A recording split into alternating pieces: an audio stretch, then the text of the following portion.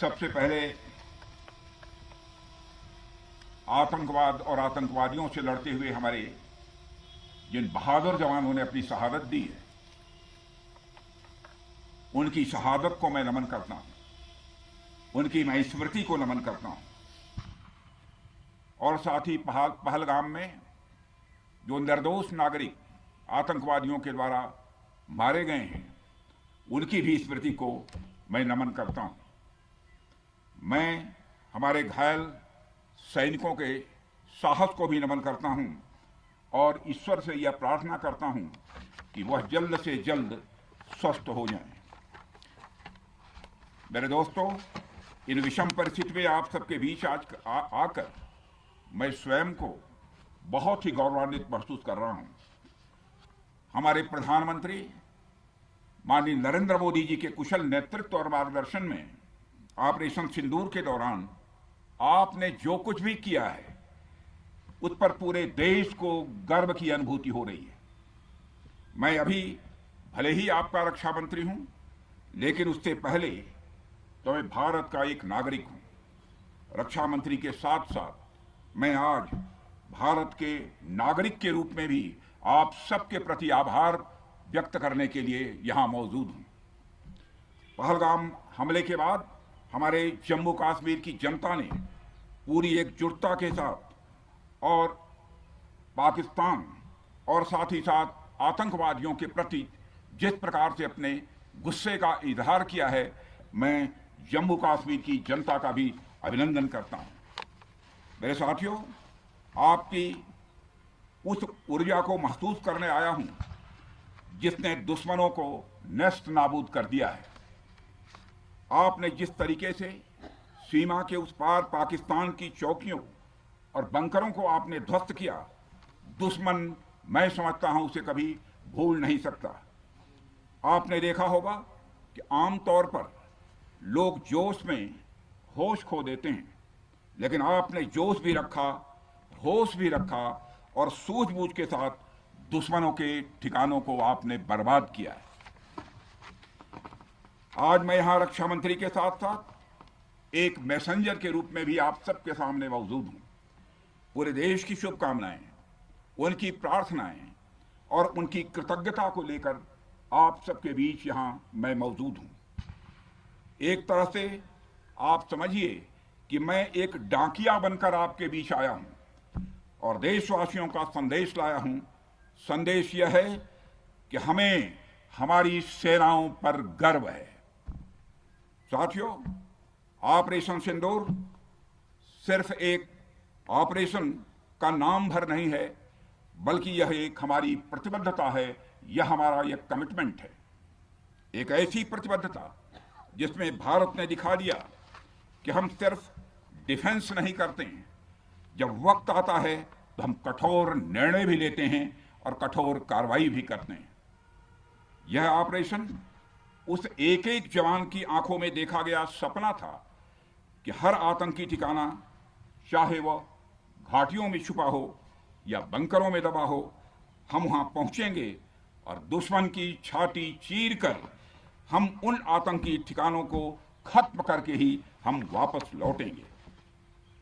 मेरे साथियों, ऑपरेशन सिंदूर आतंकवाद के खिलाफ भारत द्वारा चलाई गई अब तक के इतिहास की, मैं मानता हूं, यह सबसे बड़ी कार्रवाई है।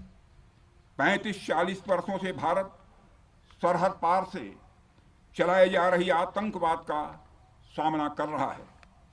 आज भारत ने पूरी दुनिया को यह साफ कर दिया है, यह स्पष्ट कर दिया है कि आतंकवाद के खिलाफ हम किसी भी हद तक जा सकते हैं। साथियों, आतंकवादियों ने पहलगाम में आतंकवादी घटना को अंजाम देकर भारत के मस्तक पर चोट पहुंचाने की कोशिश की है। भारत की सामाजिक एकता को तोड़ने का भी प्रयास किया गया है। उन्होंने भारत के माथे पर वार किया, हमने उनकी छाती पर वार किया है और छाती पर घाव किया है। पाकिस्तान के जख्मों का इलाज इसी बात में है कि वह भारत विरोधी और आतंकवादी संगठनों को पनाह देना बंद करे और अपनी जमीन का इस्तेमाल भारत के खिलाफ किसी भी सूरत में न होने दे। साथियों, आपको याद होगा कि लगभग 21 साल पहले स्वर्गीय अटल बिहारी वाजपेयी जी के सामने इसी पाकिस्तान ने इस्लामाबाद में डिक्लेरेशन किया था कि अब उनकी धरती से आतंकवाद एक्सपोर्ट नहीं किया जाएगा। मगर पाकिस्तान ने भारत को धोखा दिया है, पाकिस्तान ने भारत को छला है और आज भी वह धोखा दे रहा है। इसका खामियाजा अब उसको भारी कीमत करके भुगतना पड़ा है और यह कीमत, यदि आतंकवादी वारदातें चलती रही तो लगातार यह बढ़ने ही वाली है। हमारे प्रधानमंत्री श्री नरेंद्र मोदी जी ने दो टूक शब्दों में आतंकवाद के खिलाफ भारत की नीति को रीडिफाइन कर दिया है, इसे परिभाषित कर दिया है, जो यह कहती है कि हिंदुस्तान की सरजमी पर किया गया कोई भी आतंकी हमला एक एक्ट ऑफ वार माना जाएगा। दोनों देशों में जो अंडरस्टैंडिंग बनी है फिलहाल वह इसी बात को लेकर है कि सरहद पार से कोई बेजा हरकत अब नहीं की जाएगी। अगर की गई तो बात निकलेगी तो बहुत दूर तक जाएगी।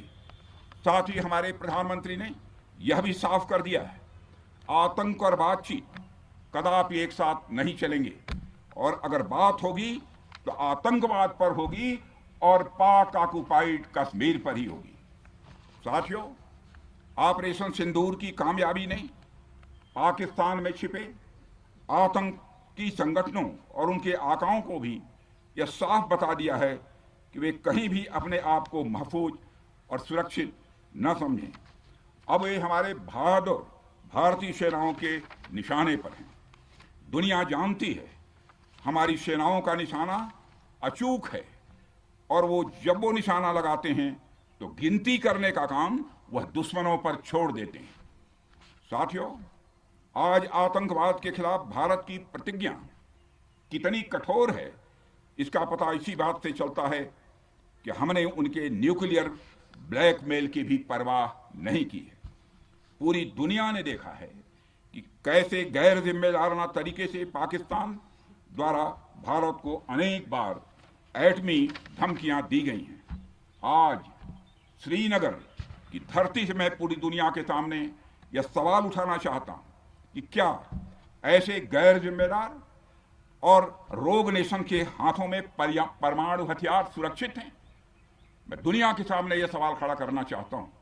मैं मानता हूं कि पाकिस्तान के एटमी हथियारों को IAEA international atomic energy agency की निगरानी में लिया जाना चाहिए। मैं ये कहना चाहूँगा और साफ तौर पर कहना चाहूँगा। साथियों, हमारी सेनाओं हमारी सीमाओं पर अपनी मातृभूमि की रक्षा के लिए जिस तरह से आप सभी बिना रुके बिना थके दिन रात लगे रहते हैं वह अपने आप में अद्भुत है और अद्वितीय भी है।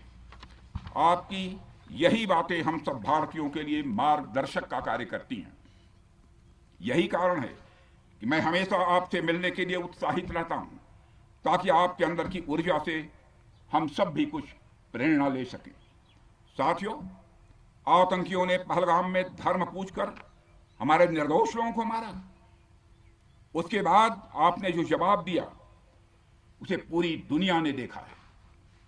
उन्होंने यह नहीं सोचा कि आम नागरिकों ने उनका क्या बिगाड़ा है, उन्होंने ऐसा क्या किया है कि उन्हें मार दिया जाए। पर मैं यह कहना चाहूंगा, आतंकियों ने भारतीयों को धर्म पूछकर देखकर मारा, धर्म पूछकर मारा, तो हमने आतंकियों को उनका कर्म देखकर मारा है।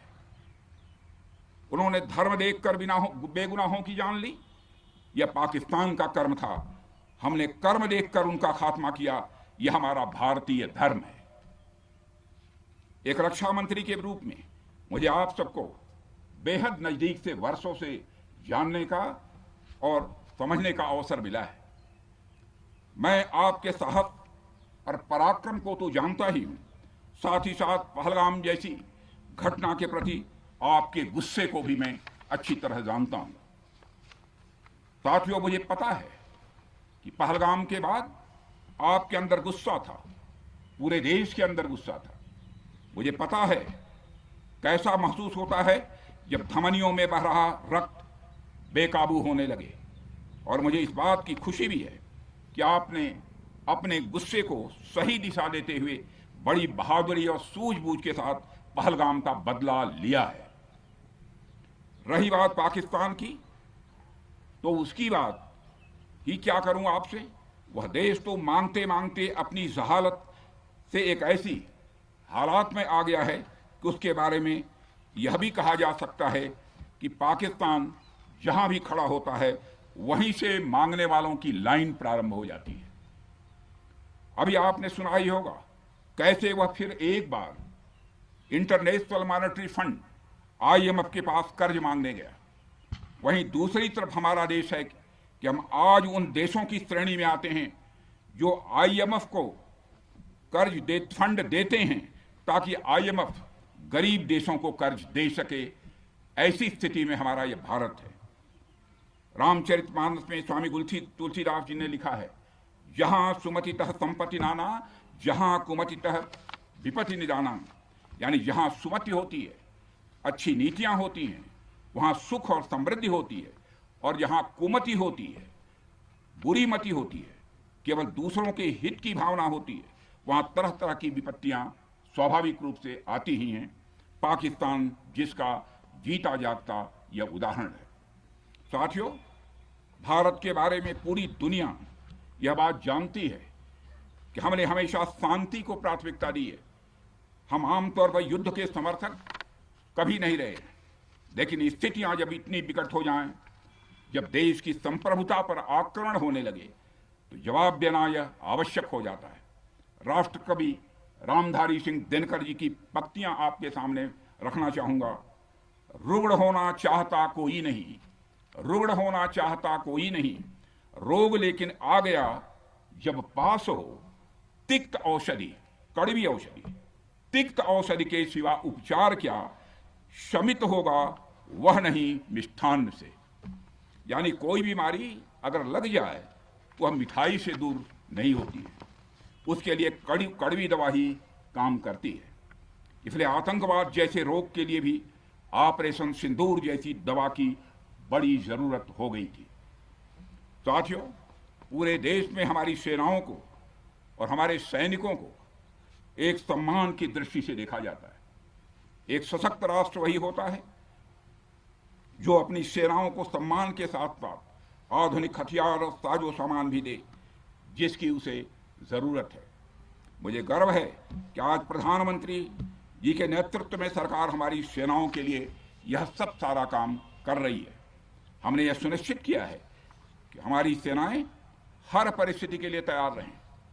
और मैं यहाँ पर army chief general Upendra Dwivedi ji को भी बधाई देना चाहता हूँ, क्योंकि बार बार मेरी चर्चा होती रही है और बार बार मैं ये पूछता हूँ कि जो भी आवश्यकताएं हैं उन आवश्यकताओं को पूरा करने के लिए हम पूरी तरह से तैयार हैं। और इसलिए इसके लिए हम वर्ल्ड क्लास बेहतरीन गुणवत्ता वाले साजो सामान अपनी सेनाओं को देने की कोशिश कर रहे हैं। आज आधुनिक राइफल्स, मिसाइल डिफेंस शील्ड और ड्रोन्स जैसी नई पीढ़ी के कई इक्विपमेंट को तेजी से भारत में ही बनाया जा रहा है। साथियों, इसके अलावा सीमावर्ती इलाकों में हमने जो काम किया है वो आप सब देख रहे होंगे। आज LAC और LOC पर भी कनेक्टिविटी है, वैसी पहले शायद कभी नहीं थी। हमने हर स्तर पर यह दिखाया है कि हमारी सरकार केवल युद्ध भूमि पर ही नहीं बल्कि व्यक्तिगत रूप से और पारिवारिक रूप के साथ अपने सेना के जवानों के साथ खड़ी है। साथियों, अंत में एक बार फिर आप सभी को आपके शौर्य और पराक्रम के लिए हृदय से हार्दिक बधाई देता हूं। मैं आपको यह आश्वासन देता हूं कि हमारे प्रधानमंत्री जी के नेतृत्व में देश की सरकार और देश की जनता हर कदम पर, हर स्थिति में आपके साथ कंधे से कंधा मिलाकर खड़ी है। मुझे पूरा विश्वास है कि आपके सहयोग से हम इस पूरे क्षेत्र में आतंकवाद का समूल नाश करेंगे, ताकि कल को कोई भारत की संप्रभुता के खिलाफ आंख उठाने की हिमाकत न कर सके। इसी आशा और विश्वास के साथ आप सबके शौर्य और पराक्रम की सराहना करते हुए और आप सभी को अपनी हार्दिक शुभकामनाएं देते हुए अपना निवेदन समाप्त करता हूं।